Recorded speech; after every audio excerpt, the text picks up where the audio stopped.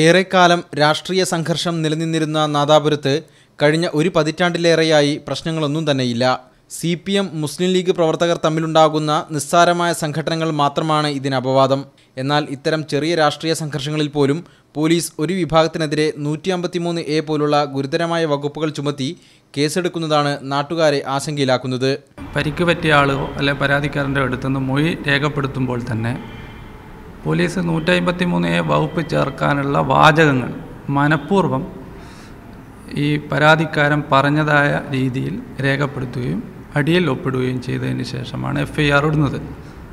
അങ്ങനെ വല്ല വാചകങ്ങൾ കുറഞ്ഞു പോയിട്ടുണ്ടെങ്കിൽ പോലീസ് പിന്നീട് എഴുതി ചേർത്ത് റിപ്പോർട്ടാക്കി കൊടുക്കുന്നു.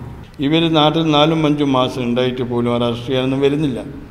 പക്ഷേ ആ വിദേശത്ത് പോകുന്ന ആ മൂമെൻറ്റിൽ അവരെ എയർപോർട്ടിൽ നിന്ന് അങ്ങോട്ട് പോകുമ്പോൾ അറസ്റ്റ് ചെയ്യുന്നു. പല വിസയൊക്കെ അവധി കഴിഞ്ഞ് അവരെ ജീവിതം വഴിമുട്ടി പോകുന്ന സ്ഥിതിയായുള്ളത്.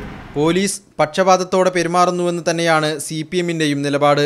ഈ വകുപ്പിൻ്റെ ദുരുപയോഗമാണ് ആ മേഖലയിൽ വ്യാപകമായി ഇന്ന് നടക്കുന്നത്. പേര് ചോദിച്ച് കേസിൽ കൊടുക്കുന്ന അനുഭവങ്ങൾ പോലീസിൻ്റെ ഭാഗത്തുണ്ടായിട്ടുണ്ട്. പോലീസിൽ ഒരു വിഭാഗം തികഞ്ഞ വർഗീയവാദികളാണ്. അവർ പണമുണ്ടാക്കാനുള്ള ഒരു അവസരമായി ഇതിനെ ഉപയോഗിക്കുകയാണ്. എന്നാൽ സമാധാനം നിലനിർത്താൻ കടുത്ത വകുപ്പുകൾ കൂടിയേ തീരൂ എന്നാണ് പോലീസിൻ്റെ ന്യായീകരണം. നാദാപുരത്തു നിന്നും ക്യാമറമാൻ ദിലീപിനൊപ്പം MK ഷുക്കൂർ, മീഡിയ 1.